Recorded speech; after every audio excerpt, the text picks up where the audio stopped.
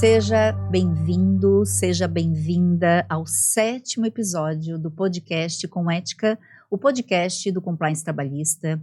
Temos um tema muito interessante para você empresário, para você empresária, que seria qual a melhor ferramenta preventiva dentro de uma relação de emprego? Quais os instrumentos estratégicos que nós poderíamos lhe auxiliar agora nesse podcast? Tem uma convidada muito especial, que em breve ela já vai aparecer aqui, vamos ouvir sua voz, assim como vocês poderão vê-la. Mas antes disso, é muito importante que eu faça um agradecimento muito especial ao meu patrocinador oficial e exclusivo, que é a empresa Land Rover, luxo sobre 4 rodas, a paz no trânsito começa por você. Eu sou Alexandra Candemil, sócia fundadora da Candemil Advogados. Atualmente tenho me dedicado a diversos projetos de compliance trabalhista, também de assessoria preventiva, e a minha ideia com esse podcast é justamente poder compartilhar conhecimento, principalmente estratégico. E é claro, né, para que isso faça sentido, o meu convidado, e hoje é a minha convidada especial, é a advogada Lidiane Feijó. Muito bem-vinda aqui ao nosso podcast. Quero lhe dizer, primeiramente, que eu tenho muita alegria de estar aqui contigo. Recentemente estávamos juntas numa palestra sobre temas trabalhistas. E eu gostaria de dizer para vocês que estão nos ouvindo e nos vendo que foi por causa da fala dela que eu me inspirei a criar, dentro, né, desse ambiente do nosso podcast, o tema contato de trabalho. Ai, Por que quê? legal. Por quê? Lidiane, e aí entra assim a tua história de vida que lá eu escutei e eu me emocionei. Então eu quero agora que ela se apresente de uma forma que é o jeito dela. Lidiane, quem é você quando o assunto é advocacia ou quando o assunto é você mesma como mulher? Primeiro, eu também quero te agradecer. Eu me sinto muito confortável em estar aqui contigo, porque eu já tive esse acolhimento na condução daquela palestra em que estivemos juntas. E por também admirar a tua trajetória. Então, é muito bom a gente estar entre os nossos ídolos. Muito obrigada. Então, falar da gente é fácil, né? Quando a gente começa a se descobrir. Então, a terapia ajuda muito nesse processo. Ajuda. Eu me descobri advogada, e quando eu falo descobrir é porque realmente a advocacia nasceu, o desejo da advocacia no meu coração, depois de já estar advogando por necessidade. Vamos começar por aí. A gente aprende a se defender desde muito nova. Nós mulheres temos uma necessidade um pouco maior de defesa, né? Então, eu, Lidiane advogada, eu, Lidiane mãe, eu, Lidiane esposa, eu, Lidiane filha, elas quase que caminham incrustadas uma na outra. Eu não consigo separar a advocacia da minha vida, porque realmente eu trato o Feijó Advocacia como um filho. Eu tenho a Beatriz e tenho o Feijó Advocacia, com o mesmo amor, a mesma dedicação e o mesmo afinco. Por quê? Porque é ali que eu me debruço e desenvolvo a maior parte do meu dia e dos meus sonhos. Ai, que lindo, pessoa. que lindo! E eu sei muito bem que você tem um sucesso na tua advocacia empresarial, que vem, digamos assim, a trilhar um caminho junto com o meu, que é essa nossa vontade de mostrar para o empresário, para a empresária, como é importante as questões preventivas. Eu já defendo que a judicialização é uma cultura brasileira que a gente pode deixá-la para questões mais pontuais. Eu acredito que proteger a empresa, ela é, digamos assim, uma cultura que ela permite, e aí eu quero já te fazer uma pergunta, ela permite que o ambiente seja mais fácil de lidar em todos os setores. O que você acha disso? Então, quando eu iniciei a advocacia, eu iniciei num escritório, fiquei 4 anos nesse escritório, que tinha uma conduta compatível com uma conduta preventiva. E na época, sem entregar muito a idade, mas faz bastante tempo, não se falava muito nisso, né? E eu falei, poxa, que legal! Não vai ser um terceiro que vai ficar decidindo a vida do empresário. Vai ser o próprio empresário que vai definir as diretrizes do negócio dele, sem ter a necessidade de que um terceiro direcione ou defina alguma coisa. Então, e isso também tem uma historinha, que é a historinha do meu pai. O meu pai teve uma empresa de grande porte, muitos funcionários, um patrimônio riquíssimo na época, faz muito mais tempo do que eu me entendo como advogada, e ele veio a falir. E ele sucumbiu diante do excesso de demandas trabalhistas. A culpa foi só do judiciário? Óbvio que não. A culpa foi justamente pela inexistência ou ineficácia de estratégias preventivas. E aí essa dor que tu sentiu, tu conseguiu, na tua advocacia, sim, desenvolver projetos. Foi a minha válvula propulsora, digamos assim. Se eu tinha algum caminho para trilhar, ele tinha que ser no extrajudicial. A judicialização, ela é equivalente a um combate, né? Então, por mais que estamos entre pares na hora de debater aquele assunto, aquele tema, inevitavelmente tu busca mostrar que a tua opinião vale mais do que a opinião do coleguinha, né? Então, e tem também a questão da advocacia, tem muito também a questão de ego. Isso me incomoda. O ego, ele tanto te ajuda com algumas circunstâncias, como ele te derruba em outras, né? E na advocacia, hoje tá um pouquinho menos, mas ela vem, isso tá assim, ó, enraizado na advocacia. E nos momentos em que temos para degladiar, se é que a gente pode usar esse tema, o ego acaba muitas vezes falando mais alto. E prejudicando o cliente. Que se ele tivesse tido cuidadinho, se ele tivesse ouvido a Candemil, se ele tivesse ouvido a Lide, ele de repente não estava nem ali na frente daquele funcionário, tendo que muitas vezes ser forçado a fazer um acordo porque ele não cuidou de algo que ele poderia ter sido pontuado antes e que ele vai ter que bancar alguma coisa ali na frente. O preventivo, ele vai disso. E eu comparo muito com o médico. É muito melhor tu praticar esporte, né? Tu tomar uma vitamina. Cuidar da alimentação. Do que tu tomar os suplementos necessários. Não é mais confortável? Não, e com certeza. E a judicialização, ela existe para compor, seja em nível de conciliação, seja em nível até de análise dos casos, mas o que mais me incomodava quando também eu comecei na advocacia e eu tenho essa veia preventiva, o que me incomodava era que tudo era resolvido por um terceiro, com todo respeito, o judiciário. E eu via muitas vezes nos casos trabalhistas que eu poderia ter ganhado aquele processo se a empresa tivesse o documento tal. Então, assim, para o empresário e para a empresária que está nos ouvindo e nos vendo, possa entender e para eu contextualizar, hoje, nós estamos num cenário que a reforma trabalhista, os direitos trabalhistas, eles estão sempre em movimento. E a jurisprudência trabalhista também. Então, é claro que a interdisciplinariedade, quando eu falo interdisciplinariedade, é que toda empresa precisa de um bom contador, precisa de um bom advogado, e precisa de um bom recursos humanos. E os três juntos é que vão analisar, cada um com as suas competências, o que está acontecendo dentro da empresa. Eu defendo, Lidiane, e eu quero te ouvir, que existem, claro, diversos documentos preventivos, mas tem um primeiro, que é o tema do nosso podcast, que é o contrato de trabalho. Tá? Para mim, tá? E eu defendo mesmo, inclusive aqui no meu livro do Compliance Trabalhista, não adianta a empresa querer ter um código de cultura, não adianta a empresa querer ter um regimento interno, não adianta a empresa querer penalizar um empregado, aplicar uma sanção disciplinar, se no contrato de trabalho, que são as principais cláusulas da boa-fé, da confiança, do que ele vai fazer na empresa, elas não estão bem estruturadas. E nisso, o que eu quero propor para ti nesse nosso podcast, até como um presente para os nossos ouvintes, e eu sei que você já concordou, que a gente possa juntas criarmos agora um contrato de trabalho que seja estratégico. Eu tenho uma tese que a empresa tem que ser estratégica no contrato de trabalho. E é claro que eu vou te perguntar, para ti, você entende também que no contrato de trabalho pode ser estabelecido cláusulas estratégicas? Devem ser estabelecidas. Ai, que bom! Devem. O contrato de trabalho, ele é a linha de largada de uma corrida, né? Ali existem anseios do empregado, expectativas do empregador, e que na maioria das vezes, eu ousaria dizer 90% das vezes, não são inseridas no contrato de trabalho.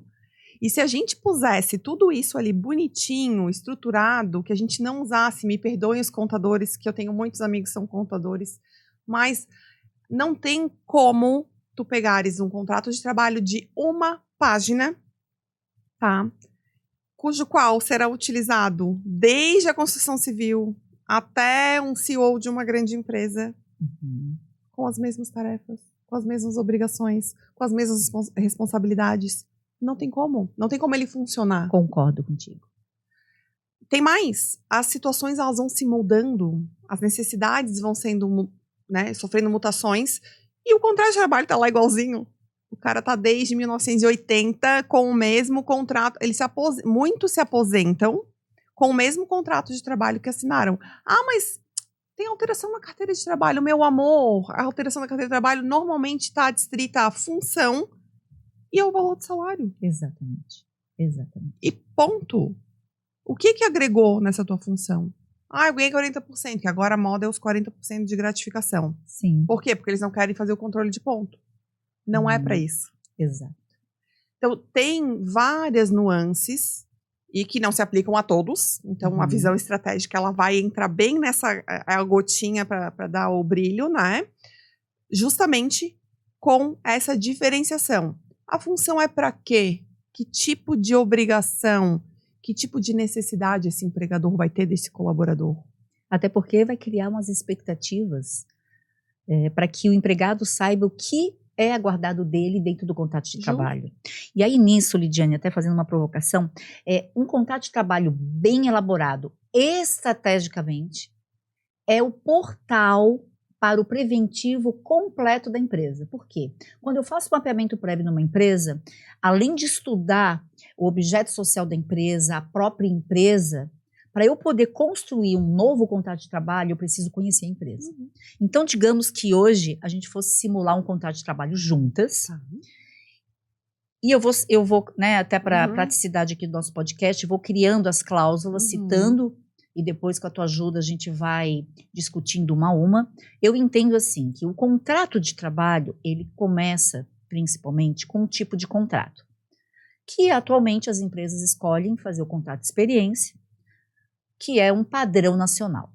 Mas independente do tipo de contrato, se é de experiência, se dentro de experiência vai ser home office, vai ser à distância, se o contrato vai ser dentro da empresa, o que eu quero construir contigo são as cláusulas essenciais do contrato de trabalho e depois a gente vai indo para umas questões mais estratégicas, dentro das cláusulas essenciais. E eu gostei quando você falou da função, tá? Eu entendo, tá, que a função do empregado deve estar prevista no contrato, não apenas com o nome do cargo e o CBO. Eu entendo que as expectativas do cargo, as principais responsabilidades devem estar ali, assim como as atividades correlatas para evitar dois problemas sérios de conflitos trabalhistas: desvio de conduta e acúmulo de funções. O que tu pensa sobre isso? Então, o CBO ele serve para dar um direcionamento. Já Exato. começa por aí. Exato. Se tu pega um cargo de atendimento, e eu já tive esse problema recentemente, um cargo de atendimento vai desde o atendimento numa lanchonete até um atendimento de um escritório de advocacia que vai fazer um atendimento do cliente final. Não, claro, respeitando ali as diretrizes de um escritório de advocacia, porque tem que ser advogado para entrar com uma ação. Mas o CBO ele vai ser um direcionamento, digamos que um limitador para não fugir daquela responsabilidade relacionada àquela função. Mas existem inúmeras funções dentro de uma atribuição trazida pelo CBO. Não, e é até importante tu falares isso, porque é um engano achar que um atendente de uma empresa faz as mesmas funções do atendente em outra empresa. Exatamente. Então, o CBO, ele tem como característica, até porque a gente tem um E-Social, como uma forma de identificação. É uma diretriz. Apenas uma diretriz, também concordo. Então, nesse nosso contrato na função, o que você elencaria como um plano estratégico? Coloca a função.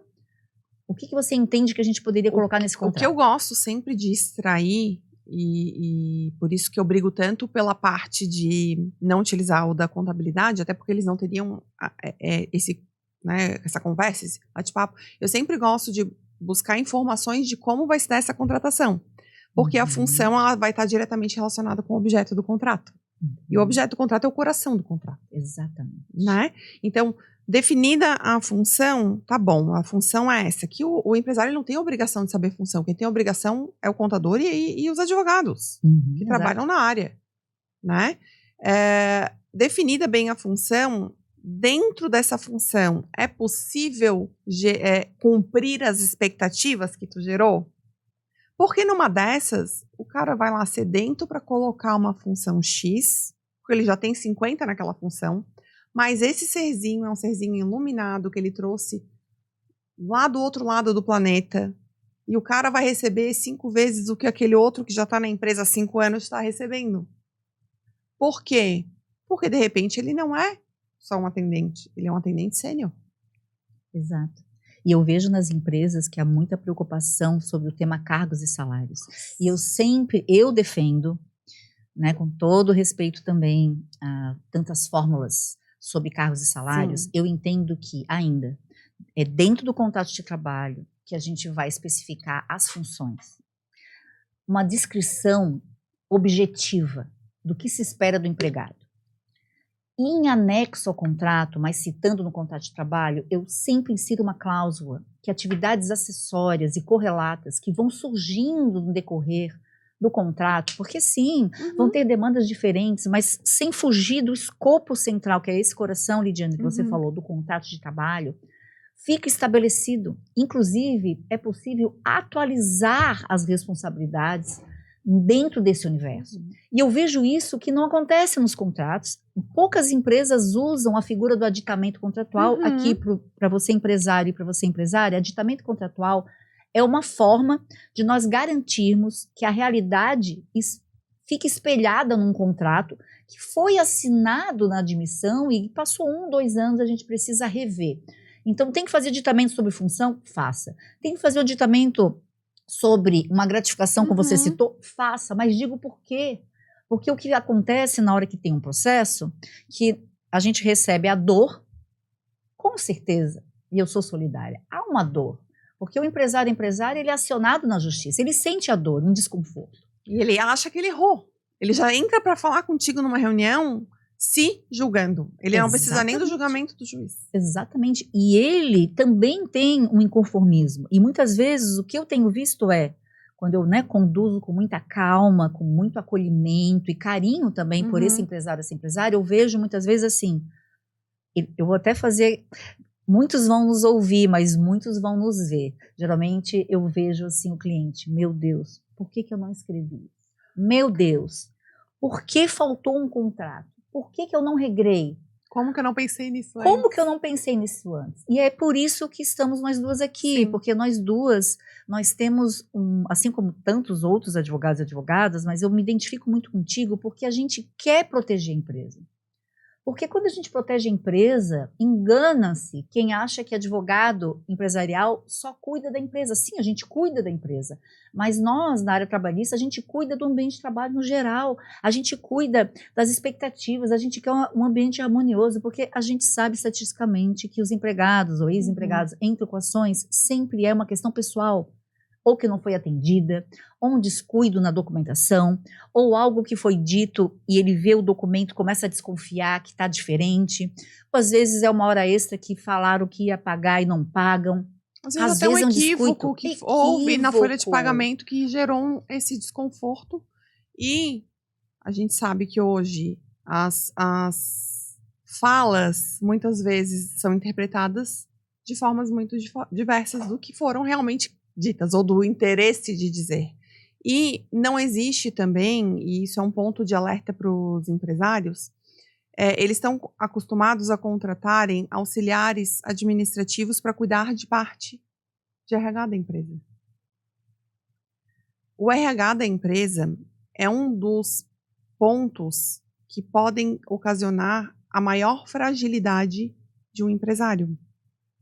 Porque gera rotatividade, a rotatividade traz insegurança para a equipe, a rotatividade gera ações trabalhistas, e tudo isso aqui com uma boa gestão de RH, e que ela vai e caminha nos ambientes jurídico, contábil e RH, que são, que nada mais é do que a triangulação que a gente sempre replica quando a gente vai conversar com eles, para ter o entendimento tanto da parte estratégica quanto da parte documental.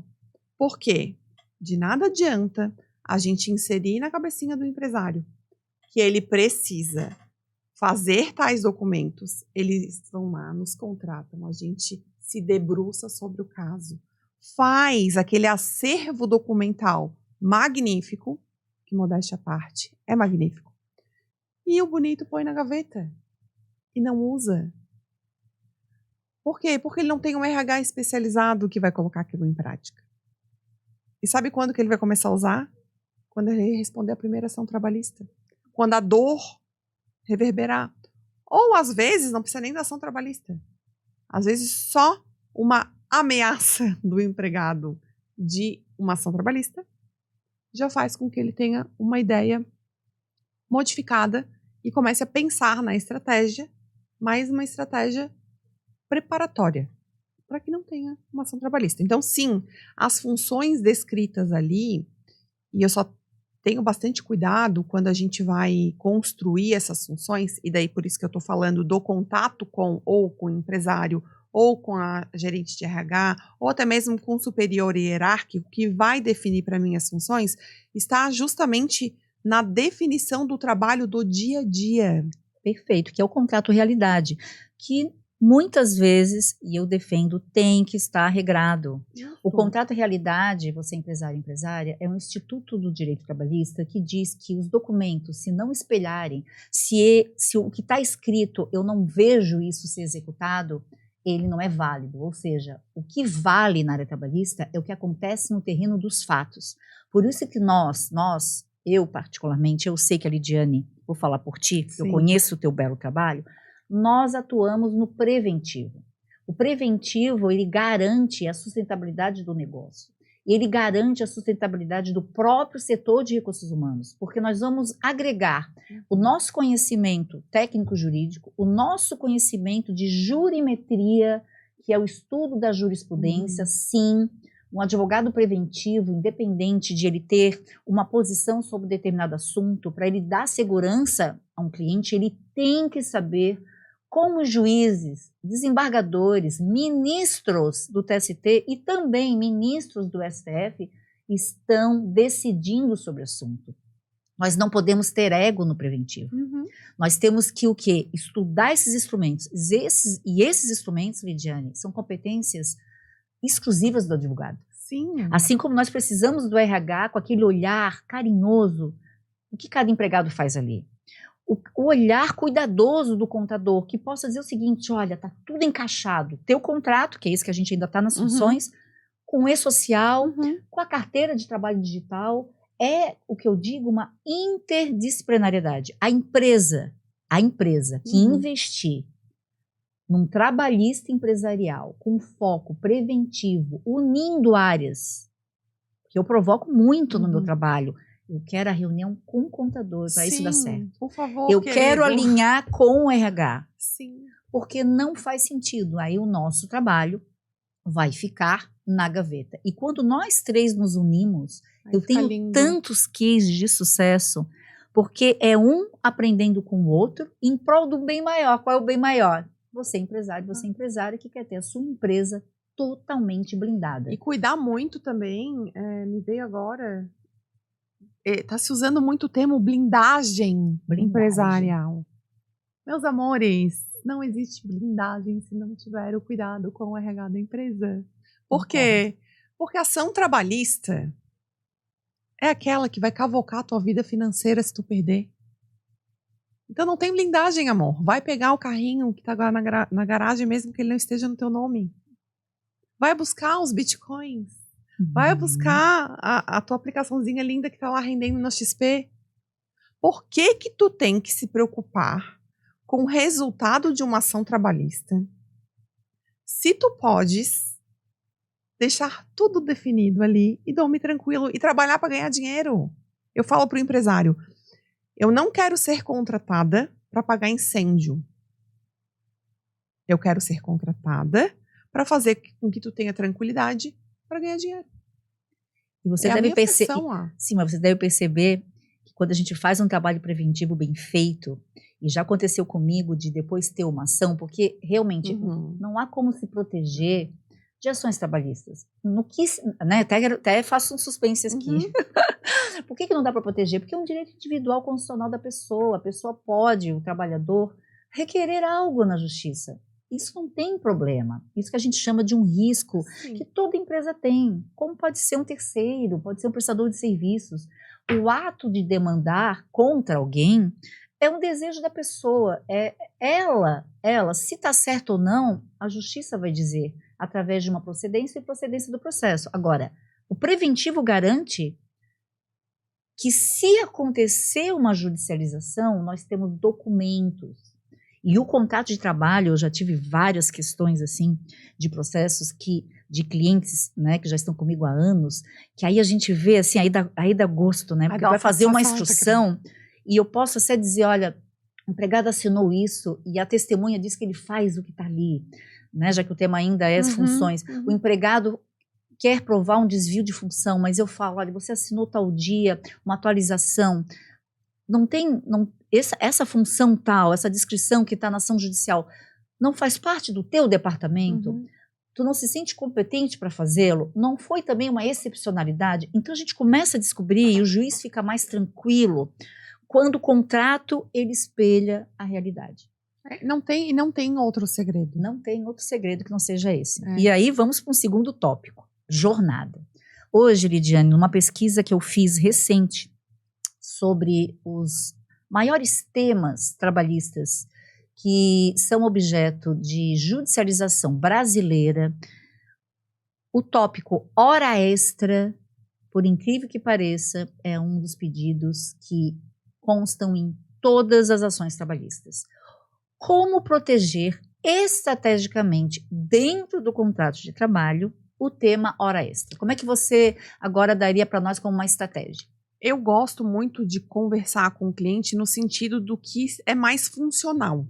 Porque eu posso entrar na empresa A e ser funcional para eles o banco de horas.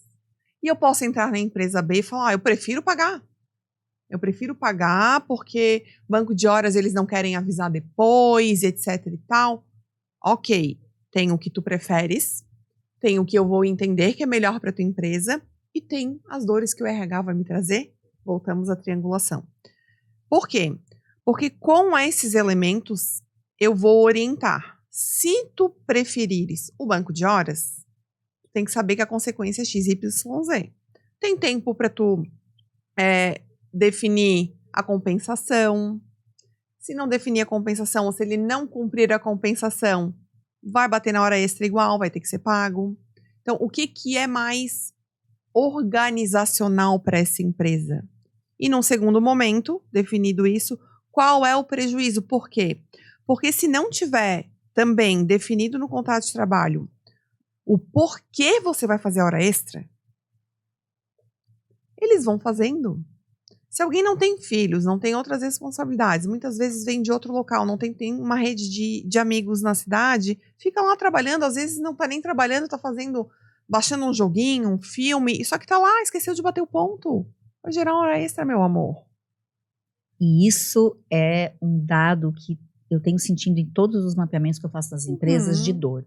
Então, você empresário e empresária, é bem importante que no contrato de trabalho, no tópico jornada de trabalho, número 1, qual a carga horária de trabalho?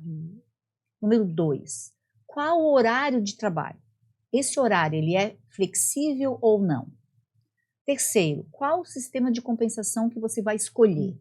Aqui, de uma forma didática e bem carinhosa, nós temos a compensação no próprio mês, que não gera hora extra se você naturalmente compensar. Então, o empregado faz uma hora a mais, dentro do mês faz uma hora a menos. Hoje a CLT com a reforma trabalhista já possibilita isso, sem nenhum formalismo. Nós temos a compensação, que a doutora Lidiane falou, que é o banco de horas. Tem que estudar. Esse sistema é bom para mim.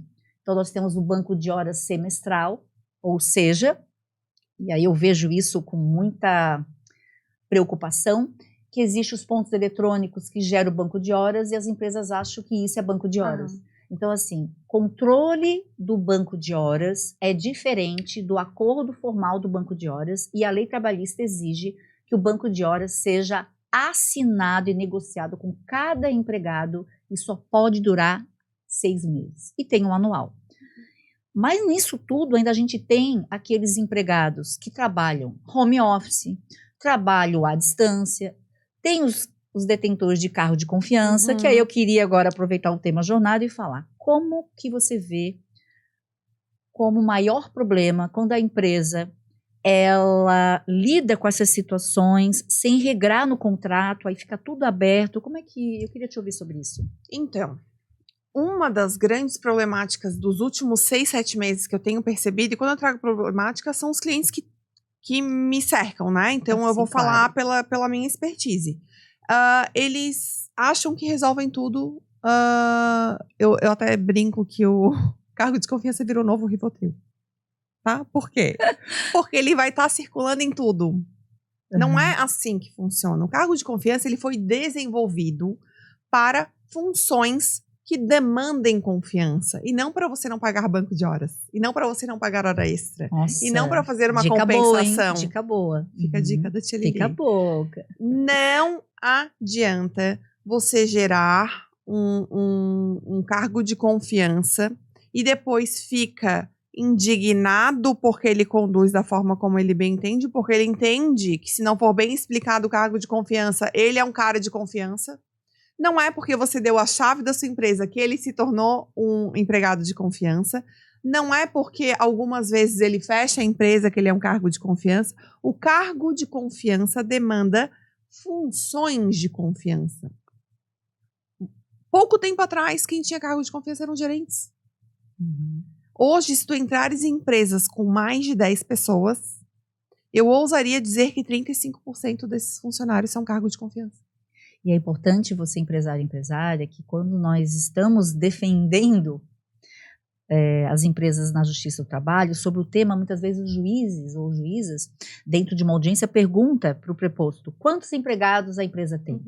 Quantos cargos de confiança? Excelente. E a pessoa responde porque não viu nada demais na pergunta. Por quê? Não tem, na verdade, maldade. Não tem. O juiz quer fazer o que nós estamos aqui conversando. Exatamente. A gente mapeia a empresa. E quando a gente mapeia a empresa, essa pergunta, e quando aparece a seguinte resposta, a maioria é cargo de confiança. Pronto. Abriu para o juiz a seguinte hipótese. Como que a maioria das pessoas são cargo de confiança? Como no mesmo departamento tem 3 cargos de confiança? Quem comanda quem? Quem tem a gestão da empresa ou tem, diante de algumas especificidades, tem a grandeza de ser o preposto da empresa, o exemplo da empresa naquele local de trabalho. E nisso, claro, as pessoas vão falando das funções, e o que eu vejo na advocacia, na questão judicial, a condenação de hora extra, Sim. O total enquadramento daquele empregado como um empregado para seguir as regras da CLT, o que a empresa pagou a mais ou 40% de gratificação, isso por si só, voltamos ao contrato à realidade, ela não espelha a realidade, e o juiz, numa instrução, ele acaba se convencendo disso. E é aí que vem a nossa conversa do podcast, que a gente está alertando você empresário, você empresária, porque a gente não quer que vocês tenham esse desconforto. Por isso que o trabalho da tríade, contador, advogado e RH é tão importante. E essa tríade, ela é mais do que um investimento, porque na verdade, quando tu investe nessa tríade, você garante que os seus processos internos estejam coerentes. Porque aí você cria a cultura de conformidade legal, que é o meu tema, né? É o meu tema de que eu me debruço. Quando eu publiquei a obra Compliance Trabalhista, foi algo assim que eu nem imaginava que eu ia estar hoje, em 2024, executando projetos de compliance. E eu vejo assim que está mudando. Eu tenho assim um cenário também positivo, porque eu era de uma época, eu falo época de 5 anos atrás, né? Inclusive, onde eu estava vendo as minhas redes sociais, quando eu comecei a falar de compliance, eu disse, nossa, 2018, não é tanto tempo assim. Mas para uma geração que é tudo rápido, nossa, quanto tempo, isso já é antigo. E eu vejo o seguinte, o nosso tema que a gente está debatendo hoje, que é o contrato de trabalho, ele está na nossa CLT desde 43. E por que estão usando o padrão copia e cola? O que é isso? Como é que a gente pode melhorar isso? Eu não sei o que é pior, se é o copia e cola ou se é usar o mesmo modelo para todos. que o copia e cola, quando é da contabilidade, ele tá dentro do que ele ofereceu na hora de ele fechar a proposta de Que é função, honorários. salário e carga horária, ok. E tá bonito porque ele tá entregando o que ele se comprometeu a entregar e tá tudo certo. O problema está quando não se percebe e não olha para isso. Sabe terapia que a gente tem que olhar pra gente, dói mesmo? O empresário, ele quer ver o dinheiro entrando na conta. Ele quer faturamento. Para fazer valer o próprio negócio, porque ele precisa vender, ele precisa vender o serviço. E não tem nenhum problema nisso. Com certeza não. O problema está em tu olhar para o que incomoda. É tu ter inteligência emocional para olhar para o que incomoda. Quando tu mexe em situações que estavam lá engavetadas, vai incomodar o empresário. Ele se incomoda com o advogado, ele se incomoda com a contabilidade, ele se incomoda com a gestora de RH dele. E a gente não está falando aqui nem de grande empresa, a gente está falando de uma empresa que tem ali seus 15, 20 funcionários, é suficiente para ter uma necessidade como essa. Com certeza. Essa tríade. Quando olha para a dor, é desconfortável. Isso em qualquer cenário. Se tu quebrar um braço, tiver que mexer na dor, vai ser extremamente desconfortável. Numa terapia, é o pior momento da terapia. E no empresário, quando ele vai olhar para a dor, porque é onde vai nascer o prejuízo dele. Então, se ele entender que ele olhar para aquela dor naquele momento e ele organizar a dor dele bonitinho, em conformidade, porque o compliance é um termo estrangeiro. Eu gosto do conformidade. Por quê? Porque é tão difícil, a gente estar dentro da legislação. Se tu, estando dentro da legislação, muitas vezes já te vem um prejuízo financeiro, um revés, por que cargas d'água, meu amor, você não está em conformidade ainda? Sim. Essas pessoas vão gerir a tua empresa. Olhe para elas como fomento, como investimento. Então, o investimento não está só na triangulação, está na gestão do RH. E olhar para os documentos com este mesmo carinho que tu olha quando o faturamento está crescendo na tua empresa, vai fazer com que o faturamento cresça de forma orgânica. E eu vejo muitas vezes assim que essa modernização, esse olhar já está acontecendo. Né? O trabalho preventivo que nós oferecemos e nós estamos aqui até debatendo é algo que não é mais tão afastado da realidade. Os atos de conformidade, aí eu quero aproveitar teu gancho aí sobre compliance e conformidade, porque existe, e aqui entra aqui uma sugestão para você empresário e empresária, tem um direito trabalhista do empresário que pouco é usado e tem a ver com tudo que a gente conversou, que é o artigo 2º da CLT, que dá o direito da empresa de regrar. Então, quando a gente fala conformidade legal, não é apenas regramento que vem da lei, é o regramento contratual, que é uma lei entre as partes. Esse tema de hoje do podcast sobre o contrato de trabalho é um regramento legal. Um regimento interno de uma empresa é um regramento legal. E por que as empresas não estão utilizando essa grande ferramenta? Porque se está ali escrito, o empregado assinou, se comprometeu, ali nasceu uma responsabilidade de cumprimento do empregado. Então, esse regramento interno do poder disciplinar, ou poder regratório, é que faz valer o que nós estamos comentando aqui. Porque se é só para cumprir a lei, então só assina a carteira, paga os direitos que estão na convenção coletiva e deu. Só que não é assim, uma empresa não funciona assim. Tem a cultura, tem a regra do WhatsApp, tem a regra da confidencialidade, aí depois vem a regra das redes sociais. O que eu estou tendo de conflito preventivo sobre questões disciplinares, sobre questões de uso exacerbado de celular. Exatamente. Redes sociais, gravações. As gravações, gente. Deus as gravações céu. Não pede para fazer dancinha pro funcionário sem ter um regimento interno na empresa, sem ter um código de conduta, sem ter autorização do uso de imagem de voz. Por favor, eu só falo para eles, tu pegou? Quando eu vejo eles postando, eu falo, por favor, fala para mim que tem isso assinado. O quê? Chega a dar uma taquicardia, sabe? O quê? Deu assim, então tá, vamos começar do começo. O sentimento de frustração quando a gente inicia é quando a gente não tem, assim como a gente acolhe o empresário, quando a gente não tem o acolhimento dele das nossas orientações. Então, de nada adianta estar em conformidade com a lei e não cuidar, porque o uso de imagem não está na CLT. O uso de imagem é constitucional. E aí eu ia provocar agora, porque a gente está quase chegando no final do podcast, sobre questões civilistas nos contratos. Então aqui, você empresária, é muito importante que assuntos como confidencialidade, sigilo, concorrência desleal, Nossa. regramentos sobre a LGPD, são questões sensíveis que a empresa deve sim se proteger. Dentro do contrato, tem muitas empresas que gostam de utilizar anexos ao contrato de trabalho. O mais importante é o seguinte, regramentos internos é uma lei que deve ser cumprida por todos, sendo que a empresa, digamos assim, os seus gestores são exemplos a serem seguidos. E aí eu quero fazer uma provocação para ti, um bate-papo assim agora, que sempre no final do podcast eu faço pergunta objetiva com resposta objetiva vindo do convidado, para a gente aguçar aqui o tema e deixar para esse grande final. Eu vou fazer as perguntas assim, bem estilo assim, eu vou perguntar, fique bem à vontade e tu me responde, tá? Dentro da tua percepção. Contrato de trabalho, imprescindível elaborar com cláusulas civilistas ou não? Imprescindível. Quais? Que tu acha mais importante? Confidencialidade? A confidencialidade, o que tu acha? a confidencialidade, como ela é uma boa parte da LGPD, eu acho ela indispensável.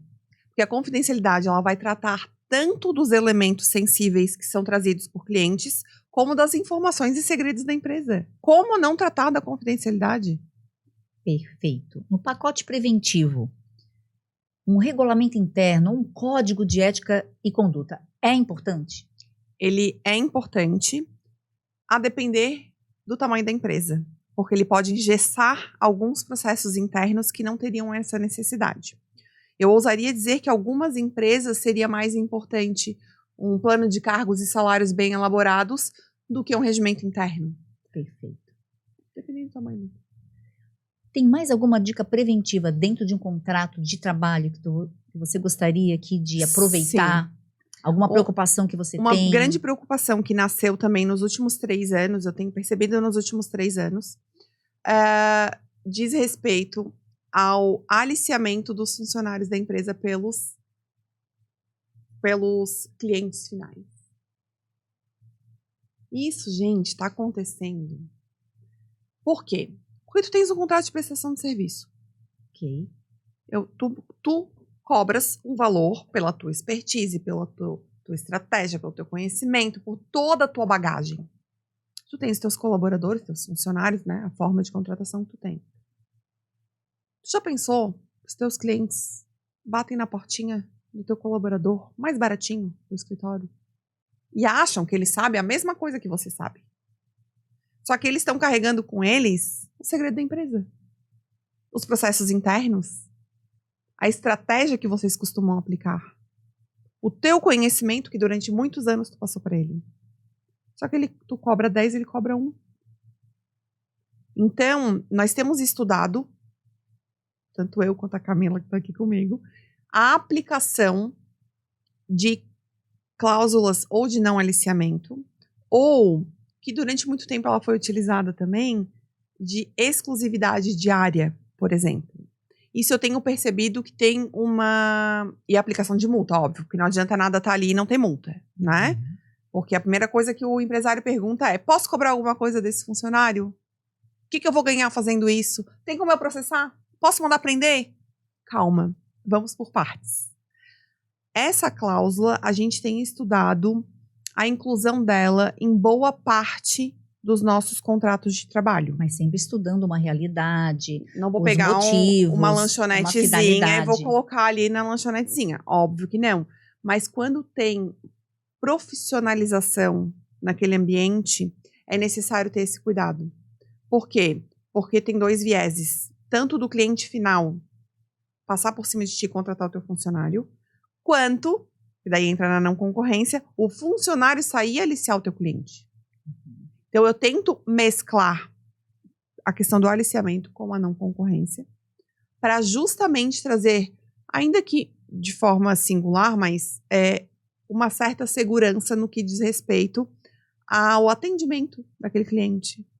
A aproximação, porque tu não és única, né?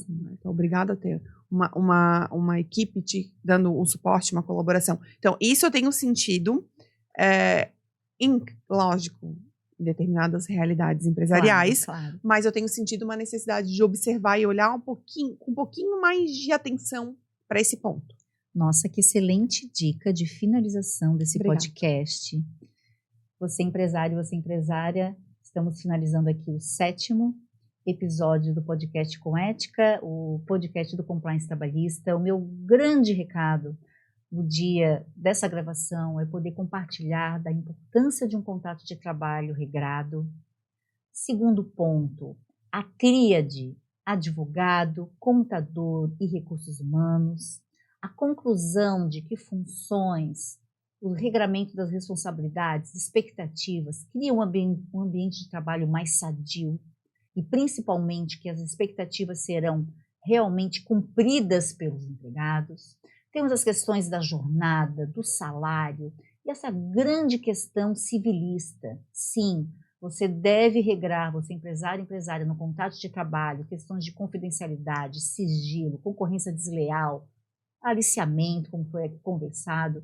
Tem outros temas, mas temos ainda mais episódios do podcast. Eu estou muito feliz com o resultado de hoje. Quero agradecer, é claro, ao patrocinador oficial, que é a empresa Land Rover, luxo sobre 4 rodas. A paz do trânsito começa por você. Como sempre eu faço, eu quero te agradecer aqui. Imagina. Você é uma pessoa muito especial, de muita Obrigada. luz também. Com certeza você vai aprimorar muitas empresas com o teu trabalho. Sou tua fã.